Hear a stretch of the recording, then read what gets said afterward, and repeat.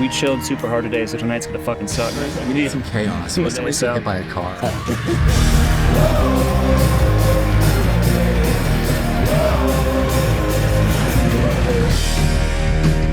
Hi, we're the Frights, and this is Under the Mic. I was in a band in high school, and these two were in a band in high school, two separate high schools. And we would play shows together. I think, actually, in reality, I think we played one or two shows together. Yeah. After high school, the band I was in started playing music that was more kind of aligned with what the Frights would become.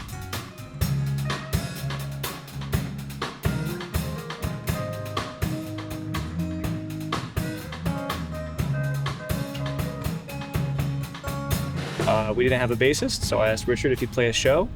We played that show and then walked outside after playing like one show. It was kind of just supposed to be like a one-off kind of thing. And a guy offered to sign us to like a little indie label. And we, of course, shit our pants and said yes.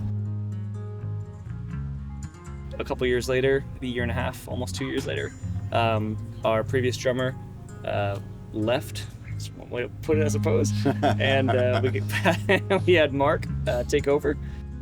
Right before we toured with Fiddlar in 2016, Jordan hopped on, and it's been the same ever since, more or less. Am I speaking to a real person? When this record came out, that's when it kind of became like a official thing. Oh my god. Oh, Jesus Christ. I can't believe it. Holy shit. I'm sorry. Do you have any idea how fucking long I've been on hold? I do not, sir. 10 years. What's this what I'm supposed to do? Blow out the bubble coaster. We had just started touring the West Coast a bunch. A lot of drinking and smoking weed and hanging out in an apartment complex, and we call it the Snake Pit, which is pretty much a good definition of where we were at that point in our lives. In my head, I find it's hard to think. So yeah, we were just having fun, like a lot of fun. As you can probably guess by the way we look right now. This is what it looks like. This is what fun looks like. After 10 years of fun, this is what you get. I like to think we've learned a lot, but I don't know if we have.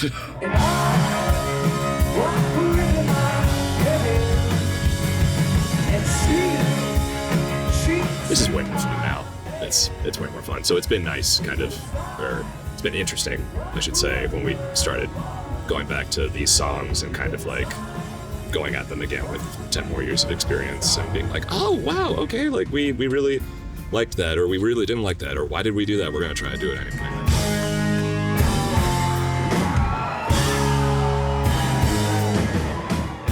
It's the record that really started, like Mikey said earlier, it sort of launched our career to a new level from where it was before. And it's just, I feel like a band doesn't really stick around this long very often. So if we were able to stay a band this long to be able to celebrate a 10-year anniversary of a record that did well for us, it feels like, why not, Growing up is suicide and it's making me insane.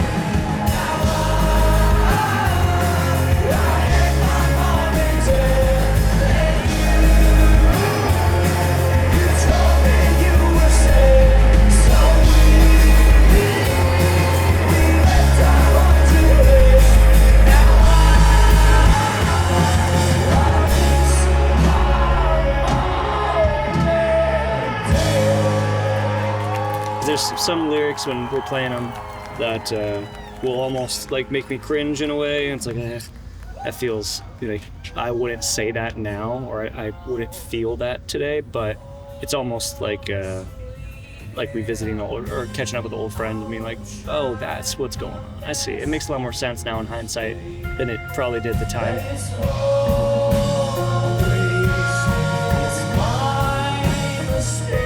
But yeah, no, it definitely, it strikes a new chord every time we play these songs. Especially, like Mark said, the ones we haven't played a lot. I think there's at least a few Puppy Knuckles, we haven't played that in this form basically ever. Growing Up, I don't know if we ever really played before. There's a few songs that we never really touched. So it feels good. It feels like breathing new life into the songs we had played and seeing what's up with the ones we never did. So it's rad. It's super fun. Yeah, it's fun. it's like getting to do most of them real justice for the first time, which is cool. These ideas are running out. For us as a band, we've always prided ourselves on the live show, and that kind of came almost as the precedent before we even wanted to take a record making process seriously. And we've always, that's what we got into playing music for, was to go play shows and be on stage and do what we do now. So we've been lucky that hasn't faded over time, and we haven't got bored. I mean, there's obviously, after 13 years, there's been shows that we could say were bad or shitty or not as fun as some other shows, but for us as a band, playing live shows is the only reason we started doing this in the first place. Thank you for being here tonight, man. Appreciate everybody. Thank you so much. What a fun group of people. You guys are fucking sick. Live music isn't purely based on musicianship or just raw shredding, it's based on like this comes across in songwriting too, it's you're trying to meet or exceed the bar that you're trying to like set with your art, and you're trying to say something with. Sleeping in the van, and my guys are fucking crazy. That's so off. Oh, over here. A little fast there, gang. A little fast. There's times when I'm remembering. Live music, especially today, is so hard to come by in a genuine sense, where I think most of us, when we go to shows to see a band we love, I expect to hear something that sounds different from the record. And if you go and see a band that just plugs in all these tracks and it's layered with elements from a record that I could just listen to in my car and sound the same, then that doesn't excite me. So I love going to see live music, because 9 times out of 10, you're getting a different product than the thing that you love already. And it only makes it better. And it's also, obviously it brings people together, and people get stoked to see somebody put on a good show. There's one thing that I need to do. Seeing a band struggle to meet that by not, plugging it in and having the perfect tone right away. Seeing a band try to do that, make the difficulty kind of harder on themselves, so they have to, draw on their experience more. The more you do that, I feel, the more you get, the more people get invested. What the fuck are you doing?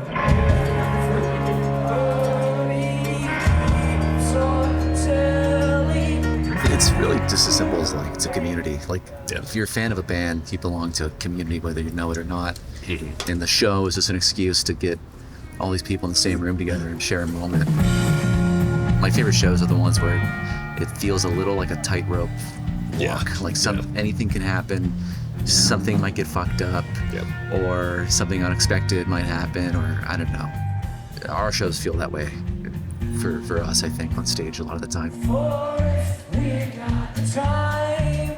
I tell you, baby, I don't think we're doing fine. That's what makes it so fun and so much more exciting and interesting than just playing it by the numbers every night. Do you think I'm listening to you chat?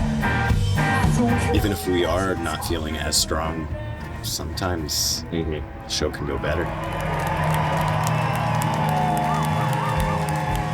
There is sort of this unwritten law that if we have an absolutely brutal, punishing day, the show tends to be Absolutely. better. This has happened many times. All the time. If we had we blew a tire on the way into the show, we're 2 hours late, someone's having an argument with a significant other at home, and some other shit's going on, and we get on stage, it's like, oh my god.